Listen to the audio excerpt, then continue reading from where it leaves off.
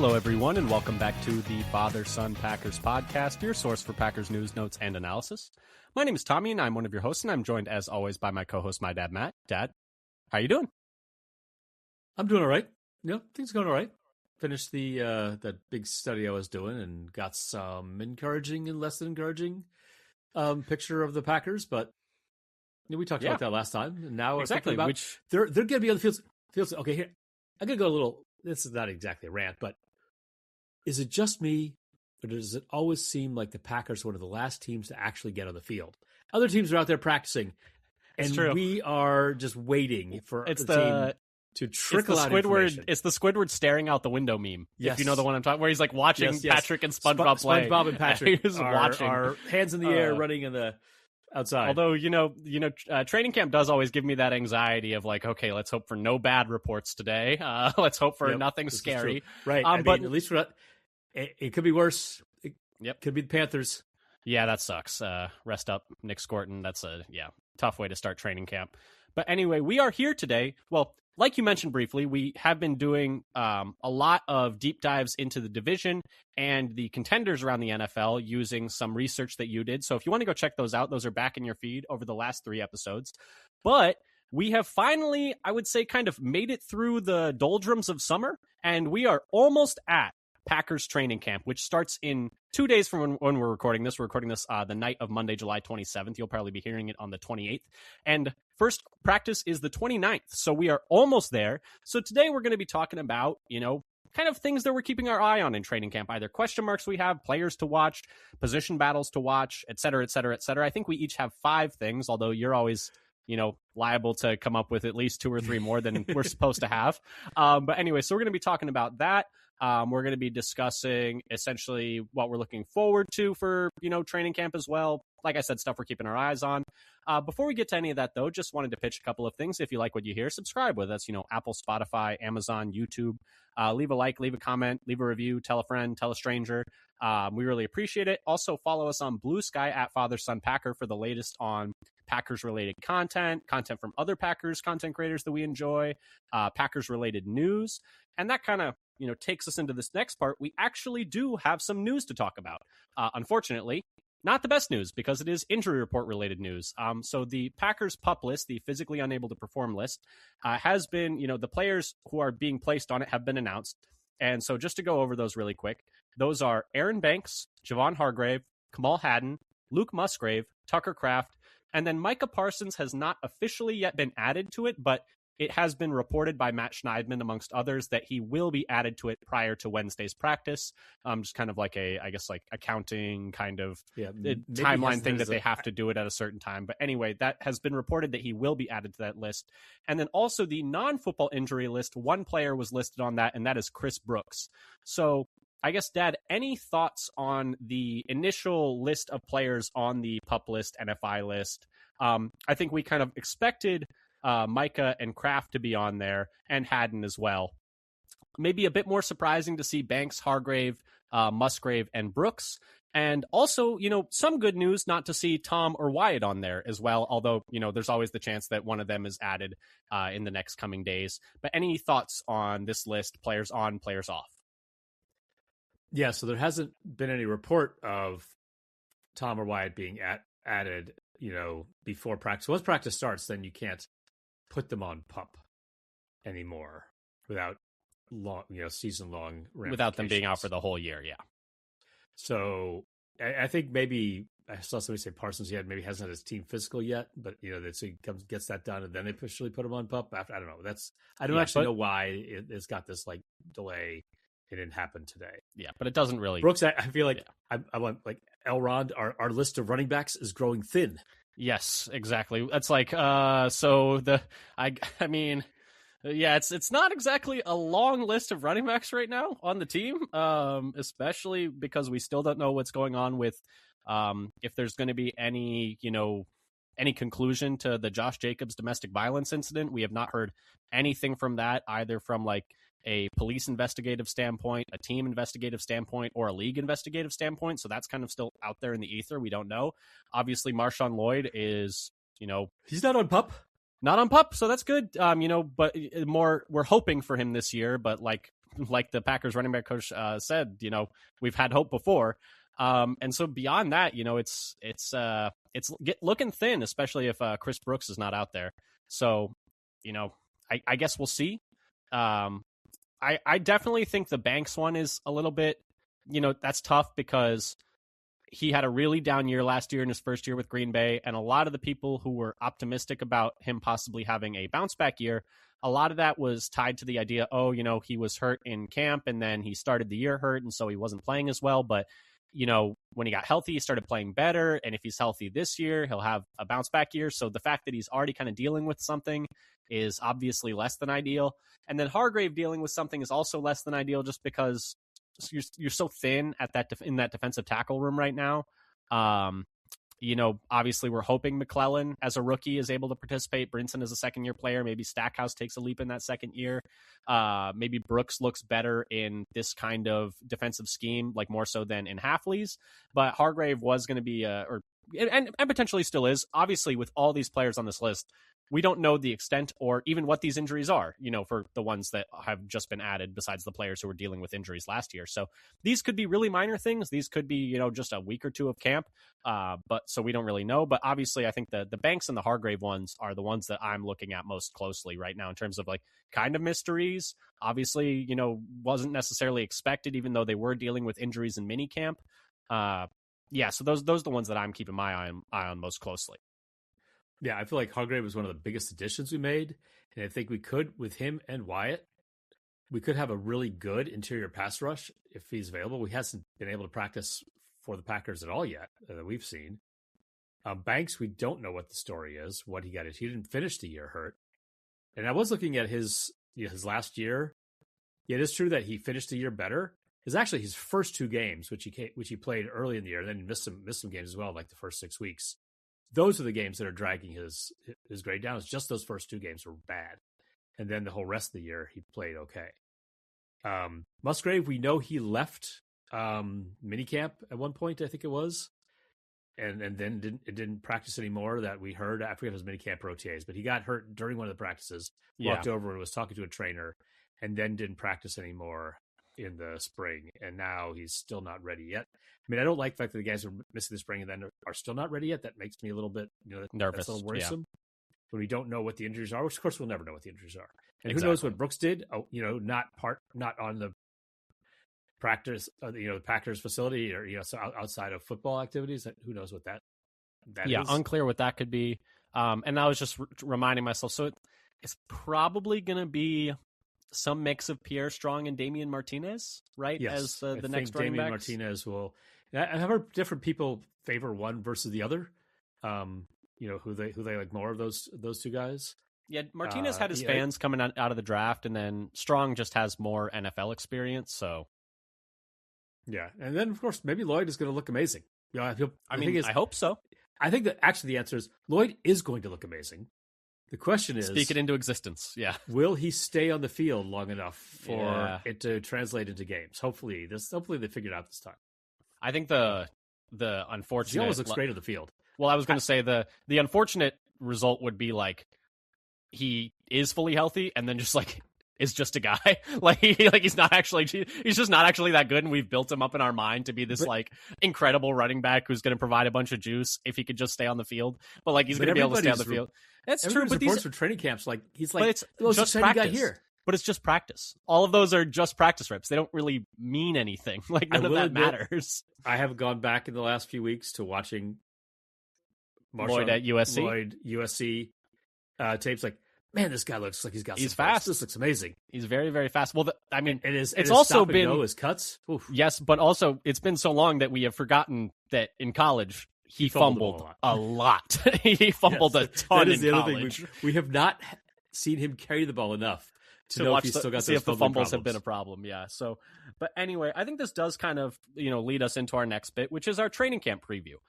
So I think we each have a handful of things that we are most specifically keeping our eye on, unless there's anything else you wanted to say about the PUP list or NFI list. I feel like we've kind of touched on everything.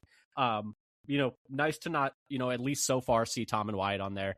But yeah, so let's move on to talking about training camp preview stuff. We each have 5 things that we're kind of keeping an eye on.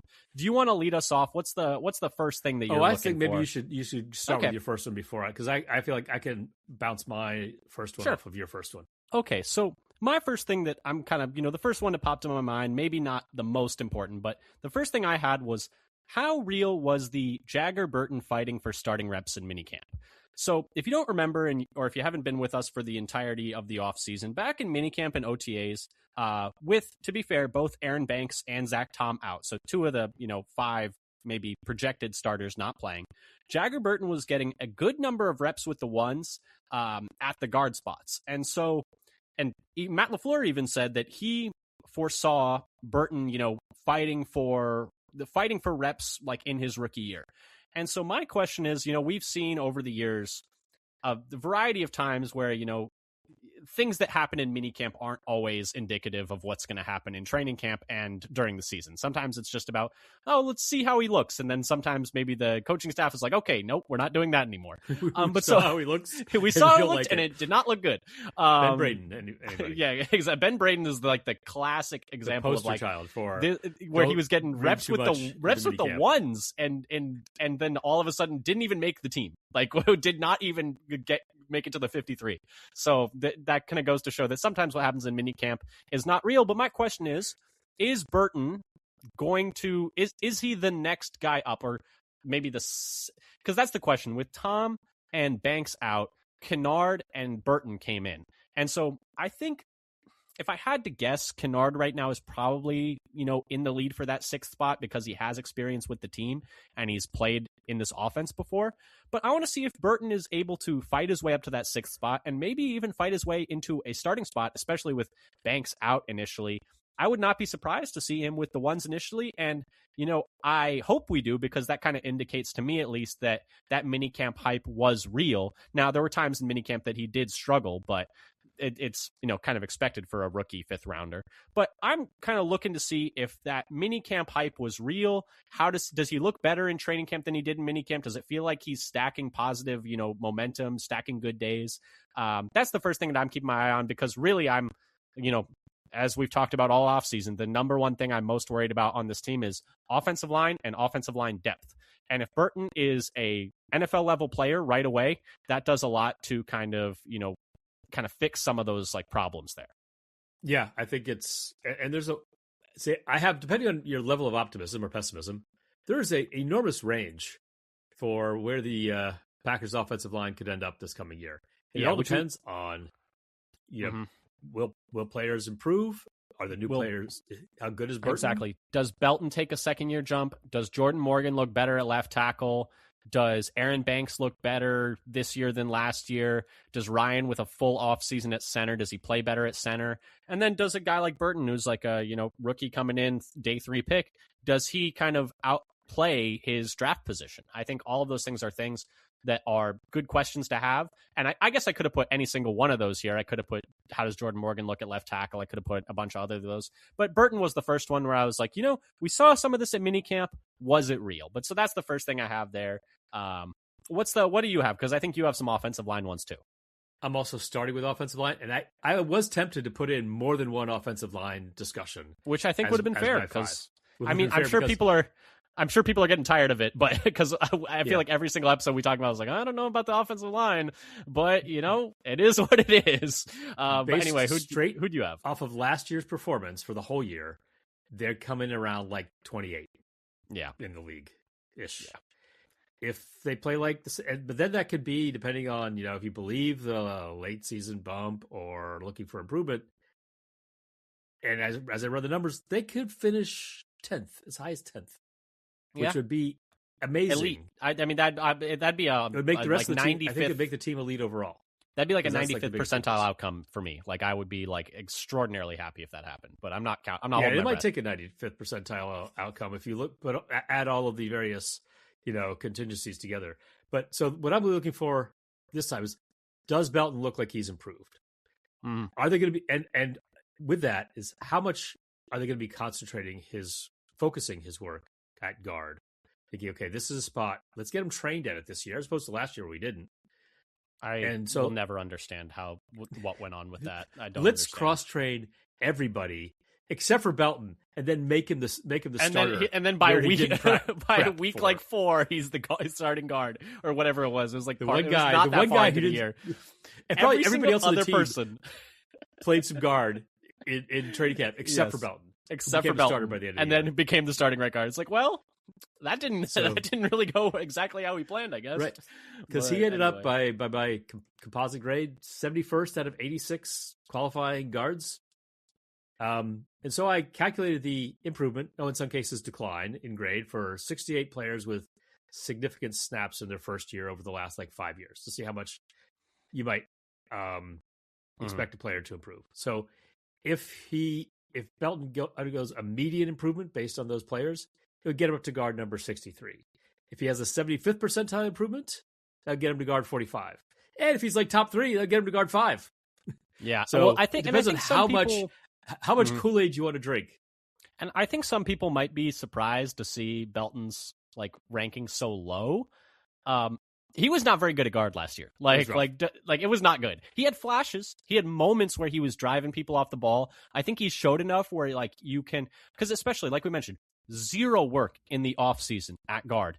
I don't think had played guard at any point at NC State, if I remember correctly, or very limited reps at guard, if any, at NC State. And so essentially in the middle of his first NFL season, you are having him play a position he's never played to any real level. And so at that, it's just I don't think it would have been fair to expect him to play at a super high level, which I think is why some growth there and some improvement there is maybe, I think, a reasonable expectation compared to maybe someone who has played guard their whole life.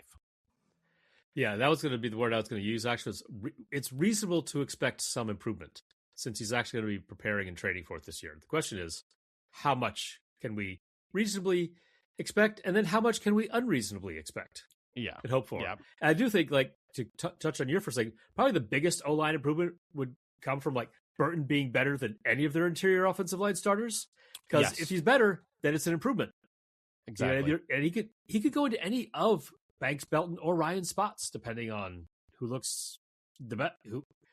Which of how good he looks, and which of those three looks. Well, there's with Banks missing time, there's going to be a lot of reps along that interior up for grabs, which I'm going to guess is going to go to Burton initially. I hope goes to Burton initially, because that means that he's, the next man. Because I feel like we kind of know what's going on, unless Travis Glover comes back and is really good this year, or John Williams plays really good at guard. But yeah, we'll see. Apparently, it's not impossible. You don't want Williams snapping the ball. Yeah, John Williams did not have a good time at center in minicamp. If you missed that, he had a lot of trouble snapping the football. But which also surprised me that they went with center, because there's a lot of centers on the team since Pee Wee ball. I don't know, but there's a lot of centers on the team, which is why that was confusing to me. But they know they see these guys more in practice than we do, and I guess they just don't like Jacob Monk very much. But anyway, my next thing... I had another question I want to bring up when we're talking offensive line. You mentioned Travis Glover, who they apparently really liked last year. They liked, but then he got injured and missed the whole year. And I've heard some people talk about we don't have much tackle depth.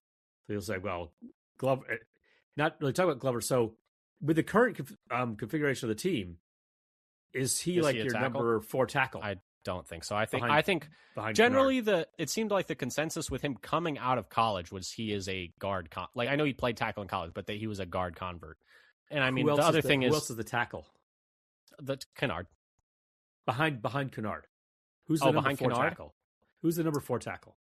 I would not be surprised if they just put Belton out there. If it comes to that, that's probably the next guy up. Okay. I don't see another guy on the roster that would I rather have Belton move to tackle, or would I rather have John Williams, who's never played an NFL snap? Would I rather have one of these Well, that's what I was wondering about Glover being a tackle. I'd rather have Belton out there. I think Belton's more physically talented. He has more athleticism. He has quicker feet. I think Glover's a guard through and through to me. At least it probably is fair that the solution in that scenario is Belton was the tackle and Burton Glover takes comes over, or Glover comes in. Burton Ryan and Banks inside, or Glover if they need, or Glover if they need. Yeah. My next thing that I'm keeping an eye on. is, was Lucas Van Ness's minicamp real? Was it a flash in the pan?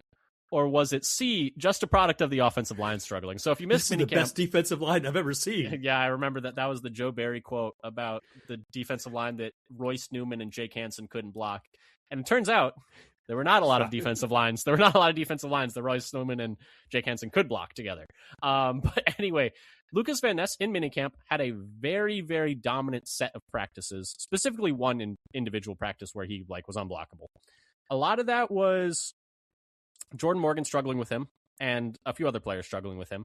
And so my question is, because if that minicamp was real and if he is really taking a leap, that could do so much for this defense, especially early in the year when Micah's not playing, or even when Micah comes back when he's working his way back. So that would be awesome if it was real. Now, the flip side is if it's just a flash in the pan and he's not as consistent and he's a little more like what he's been playing, that's obviously not ideal for the defense, but you can, it's not going to be great, but you can try and kind of work around it, maybe send some more blitzers, maybe send Cooper more as a blitzer, find ways to manufacture pass rush. And then the worst case scenario is that the offensive line is just in danger.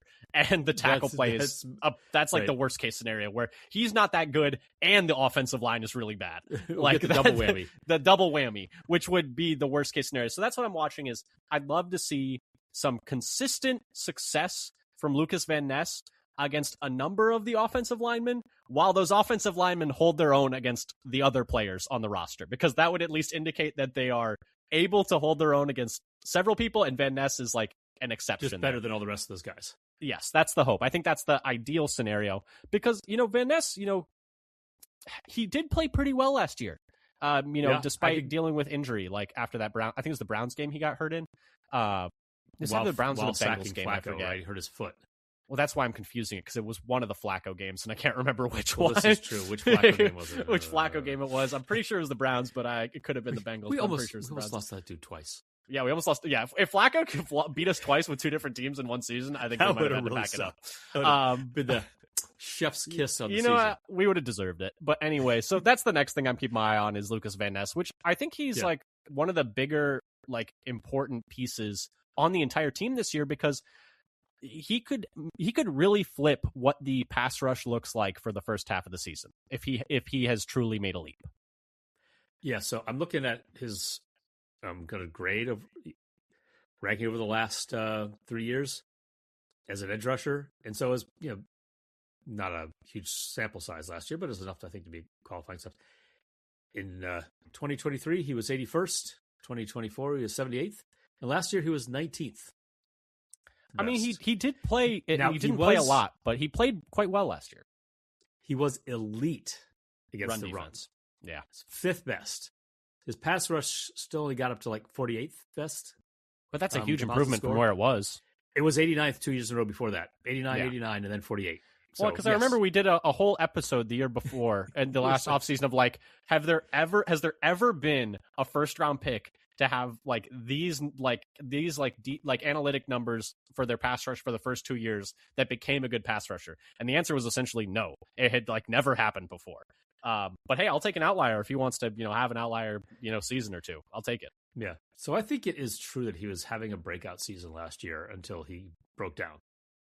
Yeah, well, I mean, he got hurt and then he came back, and the issue was because remember he came back too early against the Vikings, and he didn't feel right, and then it took him a little while to get back after that. Yeah, that was a mistake in hindsight. Yeah, but I mean, it's tough. What's your next one? So I'll go. I'm talking about defense as well. So I do want to look sort of the defense as a whole. How do the defensive starters look in the new scheme, which maybe we won't see in training camp or it's always hard to judge that. So I looked at the grades for the players in 2024 and 2025. So we had 18 players who played, decent number of snaps, or 17 players, I guess, who played a decent number of snaps in both years for Green Bay. 12 of them graded worse in 2025 than 2024. Only 3 got better: Bullard, Lucas Van Ness, and McDuffie, and 2 basically didn't change: Evan Williams and Igbare. All the rest actually had a worse year in 2025 than they did in 2024. So it wasn't so whatever they were doing, and we saw a lot of end of games weren't working well, whatever they're doing structurally or individually, it did not set up the team for success. Or the players. The end of games thing was not unique to 2025. We did a whole thing on 2024 about them not being able to close games. That was not a new phenomenon. Which is one of my LaFleur worries. Well, yeah. Well, the hope is, maybe that was a Hafley thing, and maybe Gannon is more able to close games. I'm not necessarily a believer in that, buying what you're selling. There's a case there where you refuse to sample your own product on this take. Well, there's also they couldn't close games under Joe Barry either, and they couldn't really close games. Pettin's been so long ago now that I'm having trouble remembering how they closed games with him at the helm of the defense. But maybe it is just a LaFleur thing. This idea that he seems to want a close games, don't break yes games and like hold on, get a lead, and then hold on by the fingernails to win by a little bit. It's like, what are you doing? Let me tell you, fans hate that. Fans don't like that even a little bit. Revel in the fact of blowing out your opponents and just keep the pressure on. It's like, do you know how many teams I've seen have like the Bills have not necessarily had great defenses, but they put up 35 every game, and then they win a lot of those games because teams can't keep up with them. I don't think there's a real, besides the line. You should be able to have a very dynamic offense that other teams are able to keep up with, especially like if you pass the ball more. But anyway, we were talking about how the defensive starters look in the new scheme. We're getting a little off topic. I do. We started talking about offense again. Yes, I am excited to see if we see anything different with the safeties and how the safeties are deployed. Now, we've talked about this before. The Cardinals, when Gannon was the head coach there, did a lot of weird 3 safety stuff, but a lot of that might have been Rallis, who was their DC there. I'm also interested to see, Bobby Babich is the defensive passing game coordinator, and he'd been with Buffalo the year prior, and they did a lot of weird disguise stuff. So I'm curious to see what are the philosophies that are coming here. And, Gannon had a press conference where, a lot of coordinators speak, we're going to tailor the defense to what the players that we have are. Every single coordinator ever has said that. It's like we really want to play to the strengths of our players. It's like, okay, you don't see people saying we're going to ignore what our team are good at. Make them do stuff. Make them do whatever we want. Yeah, no one has ever said that. So take that with a grain of salt. But I am curious to see what they think the strengths of the team are. I do think the safety room is the strength of the defense. And so I'm curious to see if those guys are utilized in maybe a more dynamic and a larger variety of ways, I guess.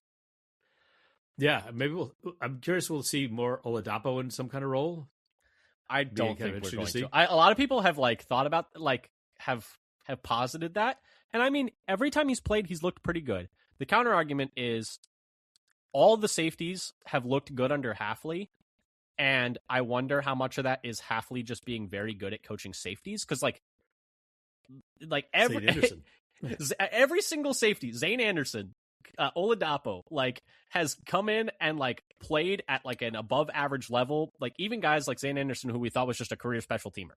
So I do wonder how much of that is okay, it could be cool to see what the new defensive coaching staff does with the safeties in terms of unleashing them more.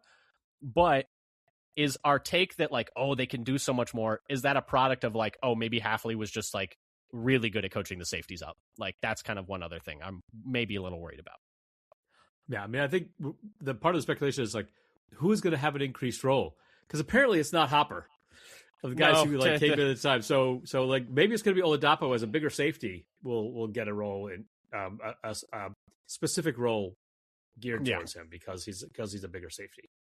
Yeah, there's a chance for Oladapo. I'm not going to say it's not going to happen. I would be a little bit surprised if we saw a lot of him just because... I don't think it's going to be a big... I think it might be some special circumstances or packages. Well, I think the third safety thing is more interesting if we want to ask the Bullard question on is he going to still be a slot-only guy, which I think is to me personally is the best use of his skills, or is he going to have more dynamic usage as a true safety and maybe some 3 safety looks like what Gannon did in Arizona? I could see him doing that if I could think of who else is going to play in the slot. Keyshawn. Not that he's elite in the slot, he's but not very good in the slot. Maybe St. Just. Maybe St. Just because he is bigger. But Keyshawn at least has experience in the slot. He's played the slot for a whole season. So I think here and there, Like if he plays a handful of snaps in the slot every here and there when you run some funky 3 safety stuff, I don't think that's the end of the world. Like he's not an elite. He's not very good at slot corner compared to how he's a better outside corner than slot corner, and he's an okay outside corner. He's not great, but he'd be fine as your like 2 or 3. But anyway, yeah. Anything else on the defense starters? Because I do think that's a good point. I mean, this is an entirely new scheme. We're switching from a 4-3 to a 3-4, which I don't love, but it's not. I mean, people tell you it's not that big a difference, but point, which is related. Instead, yeah. So I'll go back to back here before you do your third one. Sure. And I'm curious about how Cooper's going to look. Yeah. So in 2025, actually, I've still been tinkering with the model. He's actually he in 2024 as a rookie, he was the number 1 linebacker by the grade. After like the sort of latest iteration where I realized I would needed to balance some of the run versus pass. Then he drops this sort of a performance metric, you might say, rather because I'm not like grading where they are and how much they're influencing plays without actually making an impact play that's measurable. 2025, he dropped to number 60, and that is mostly from falling from number 2 against the run to number 75. So I have 5 different run stats that I've run defensive stats that I've been able to dig up and put together. And he was worse in all 5 of them. Tackles per run snap, stops per run snap, depth of tackle, missed tackle rate, and tackle for a loss per run snap. So you look at these, and so a lot of them you'll score worse at simply because they're like aligning you further away from the line of scrimmage. And you're not like run blitzing or getting into the backfield to make these higher impact plays that add to the score. And so I'm curious, like, will they be using him in a way that's going to give him more chance for these impact plays? His coverage grade, unlike the run grade, was essentially unchanged. And he had 6 stats he was a little bit better in, 5 that he's a little bit worse in, basically canceling each other out. So basically unchanged in his coverage ability from year 1 to year 2. Yeah, I would love to see us blitz him a little bit more just because, and I do think we will see that with Gannon. So last year under Hafley, we blitzed at the 26th highest rate. So like bottom 7 in the league, while the Cardinals were 17th. So more middle of the pack. So I do think we will have the ability to see maybe some more blitzes from him because I do think that was where Cooper really shined as a rookie, was his ability to really get upfield in a hurry. So I would like to see some of that from him and just, send him on some run blitzes as well, because like you said, I do think that was what let him make some more plays in the run game. And, you could maybe say some of that was, like you've talked about before, Campanile being with the linebackers last year or 2 years ago, and then moving to Jacksonville as the DC in 2025 and kind of losing some of that influence there. I think that's definitely probably part of it. But I would like to see us get back to letting him, really fly off the ball and just kind of be like, use your athleticism, get upfield, and just try and make a play. Don't worry too much about reading things out as much. And I think that's what a lot of people are hoping is going to happen with Zaire Franklin. That it's actually not necessarily that his play is going to be, I think there is some hope it'll be an improvement over Walker's play on its own merits, but that he'll actually let Cooper have a much better year next to him. Yeah. Is part of the hope. Yeah. I think it's possible. Yeah, like you said, I do think Cooper after his rookie year felt like he like could ascend to stardom, whereas like after last year it was like okay, a bit of a down year, a bit of a sophomore slump. I'd love to see him bounce back this coming year. The next one I'm keeping an eye on is how does the wide receiver 4, 5, 6 battle shake out? It feels like, and obviously not set in stone, but it feels like the 1, 2, and 3. We kind of know who it's going to be. It's going to be Watson. It's going to be Reed. It's going to be Golden. I think the 4, 5, 6 could go in any number of directions. I think ideally Savion Williams, wins that job. And you had a little bit you wanted to say about Savion Williams really quick. We can kind of put that in here if you want to just kind of take a quick little aside. I have a short note like, I'll be watching to see, is he going to be doing more regular wide receiver stuff? Or is he still going to be like limited to trick plays or just a small snap share? But as a wide receiver, so just receiving ability, not whatever carrying or weird stuff he might be doing. He was top 20 as a wide receiver in, the caveat of being limited snaps, which are always kind of noisy. Yeah. Because of the small sample size, but because it was a weird year for ADOT for him. Like he got a lot of just like negative ADOT for a while. Here's some touch passes, here's some end arounds, here's some screens, and also to be fair to him, he's also in a boot for like a large majority of the year. So like he was kind of like, banged up. He came off the bus in a boot. Came off the bus in a boot and was the opening kick returner. Yeah. So yeah, I guess, and I think Matt LaFleur even commented on that. He's like, I've never had my like starting kick returner come off the bus in a boot and play the game, but here we are. But so I do think that, just to kind of circle back to what I was saying about the 4, 5, and 6 spots, it feels like Melton, Williams, and Sky Moore have the like lead there, and I think it's going to be kind of like a battle between those three for like what the order is between those 4, 5, and 6 spots. And I wouldn't be surprised at all if Bo Melton ends up in that 4 spot. The team loves him, and he does make a lot of big plays. I think it's interesting to see what J. Michael Sturdivant looks like. He was a guy coming out of Florida that a lot of people liked, and the Packers got his Nudfa. And then Nayor has shined at times in practice during the offseason, so I think he probably has something to say there. And then there's, some other guys battling for spots too, like, Will Shepard, Brendan Rice are battling for spots as well. But so I'm curious to see, what do you think that 4, 5, 6, roster battle for those wide receiver spots is going to look like? Well, the other thing I was like, could they go 7? Yeah. I mean, it's possible. You can see, like, I would say 6 is the most likely. And with, Williams, Melton, and Sky Moore. But maybe they'll add a 7th in Nayor. I think he's probably got a leg up on Sturdivant. So yeah. And they might want one more big-bodied, fast receiver on the roster, and not just. That's the thing with Sturdivant is he's I think bigger than the rest of their guys in terms of just like. But Nayor's also pretty big. I think. Nayor's not small, but I think Sturdivant's a little bit bigger if I remember correctly. So they can have somebody else to do some blocking on the outside, and not just Watson. Oh no, actually, hand up, I was wrong. Nayor is listed at 6'4", 218. Sturdivant 6'3", 207. So Nayor's a little bit bigger. I thought Nayor was also big. Yeah. And I didn't realize. I thought they're about the same size. He's actually bigger. Yeah. But I think they might want one more guy who can block on the outside besides just Watson, who seems good at it. Williams, who's got the body type. We don't know if he's good at it. Yep.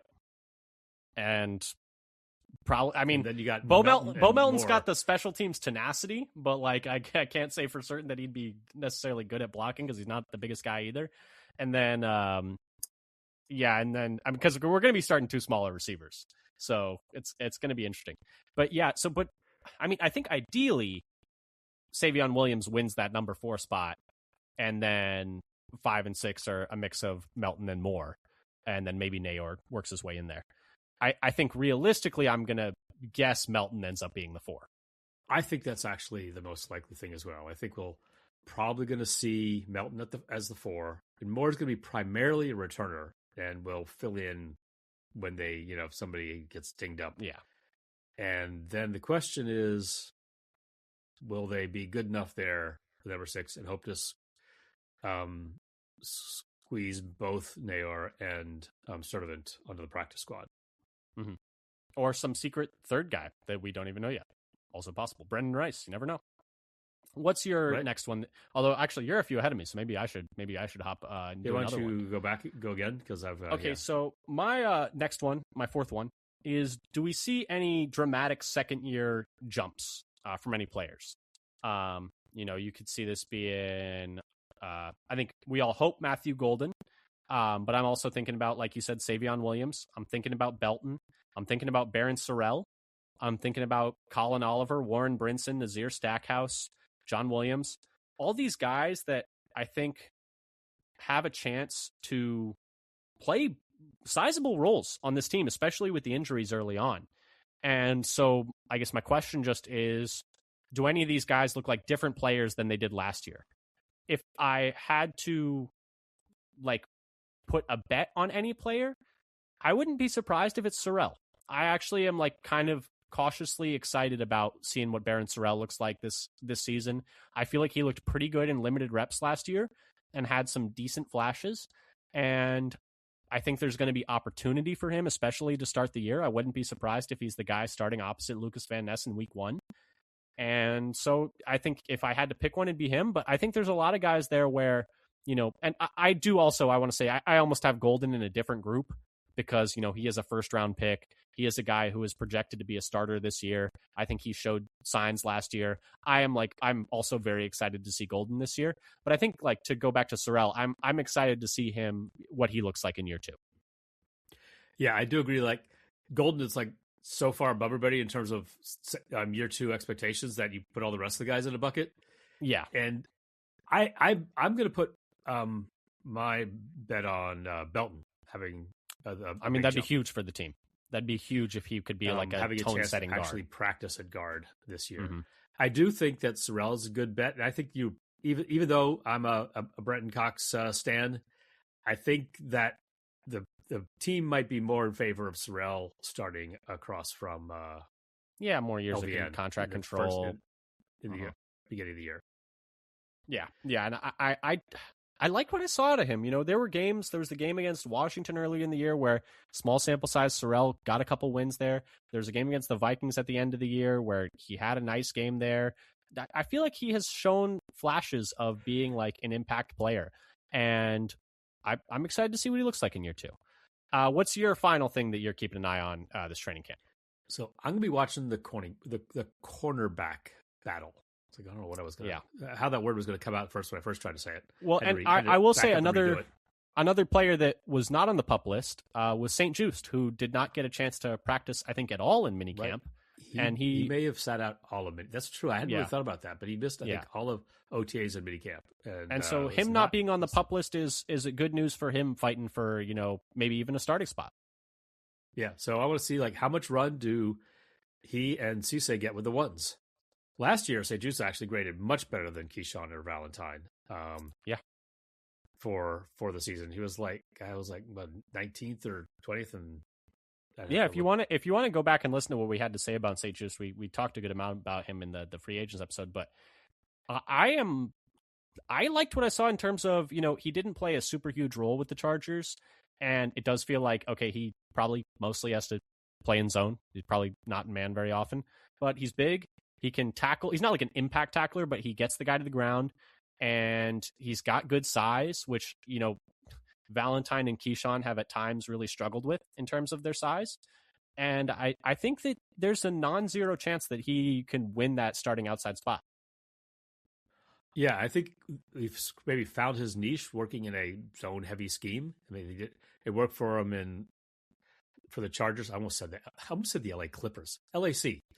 Most of the Clippers instead of the Chargers, I'm sure Chargers fans would feel secondary team in LA. Yeah, I'm sure both of those teams would not feel great about the comparison there. But I've insulted both of them now. I've insulted all 20 of their fans who actually show up to a game while they're outnumbered. I know a lot of Chargers fans. I have a lot of friends who are Chargers fans. I take umbrage with that. Sorry to Tommy's friends. Yes, but anyway, but they do seem to be perennially outnumbered. The question is, stadium. The question with St. Just is how much of that was Minter, who's did so well with the Chargers defense that he's now the head coach of the Ravens, and it's entirely possible that he falls back down to earth. But I mean, it's not like the competition at corner is it's not world beaters there.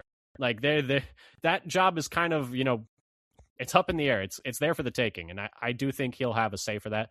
Like you mentioned, I would love to see Cisse early on grab one of those 2 spots, because that would be such a boon for this defense if he was immediately a guy out there. Valentine and Keyshawn, I feel like they're just kind of known commodities at this point. We know what they are. They're average to slightly below average corners, which you need those types of players on your team. You need guys like that who can go out there and be okay or slightly worse than okay, but ideally those guys are not your starters. And so I think, like you said, if Cisse and St. Just are able to play better than them, and then suddenly Keyshawn and Valentine are your 3rd and 4th guys, the corner room feels a lot better especially a lot better than it felt last year. Yeah, and just thinking about I want to look at some of the numbers about what we might expect the likelihoods of some of these things to be. So Keyshawn graded better than the median second round corner has been over the last 8 years. Mm-hmm. But Valentine graded worse. And so then you would, middle of the road expect Cisse to be. Yeah, and like I've said 100 times, I don't think the corners last year were as bad as people think they were. I just think the pass rush fell apart, and any corner would have struggled in that environment. That's still my take. Yeah. And so looking at the numbers a little bit, so Keyshawn graded, he was down a little bit. It wasn't that much. It wasn't too bad. But Valentine look at the numbers. Last year was by far his worst. So it's the same bad run D. As we've come to. Yeah, he's not a great tackler. He's just over the last 3 years, his 3 years in the league, he's been the 78th, 80th, and 87th corner in run defense. Yeah, so which tracks with what you watch. It feels like that when you watch the eye it. test. He's near the bottom of I think I have maybe somewhere around 90 to 100 qualifiers per year of corners. So that's where he is, near the bottom. But his coverage took a major step back last year. In 2023, he was 29th in coverage score. In 2024, he was 20th, and then last year he dropped to 74th. Yeah, I mean, it was his worst year. Yeah, he got bad run D, but he's good in coverage. The last year he had a bad year in coverage as well as against the run, which is why I guess they're looking for anybody to come in for him. I mean, they've been trying to replace him for multiple years now. Like they have not wanted to start Valentine. Like they wanted to start Stokes ahead of him, even when Stokes was playing really poorly. They've tried to play. Needed another year of recovery from that injury. I mean, it also felt like they were trying to put Kamal Hadden ahead of him last year before Hadden got hurt. Like they've been trying to, I think, find a corner. They seem to like Keyshawn, but they've been trying to find a corner to replace Carrington Valentine for a little while now. And I feel like Valentine. The thing is, if you think about Valentine from the perspective of this is a 7th round pick who came in, that is a successful pick. He has played more than probably 90% of 7th round players play. You would think about going up to 95% or something. You probably could. Yeah, it's probably more than 90%. I was being conservative. Yeah. Yeah, the first 3 years in the league, and he's played, basically been a starter for almost all of it. Quarter. Yeah, that's still a great pick. I do think that sometimes it gets lost there. That's still a successful pick, but it is a spot that you'd like to improve. I have one more thing. Do you have anything else that was an honorable mention for you, or something you thought about but didn't get to put in your list because you ran out of space? I guess I could throw one thing out as sure. Returning. Who's doing the returning, and how do they look? Yeah, I think it's going to be a battle. Well, kick return, it's going to be. I'm going to guess Savion Williams again. I think it's Savion versus Sky Moore. Moore could do both. Mm-hmm. Yeah. I feel that sounds about right. And then punting, it's probably Sky Moore. And the only question is if they just have another guy that is cheaper that they end up. Oh, I mean, but I did want to mention one more little bit of news. Speaking of these special teams, the Packers tried out a kicker today. That's true. International pathway kicker.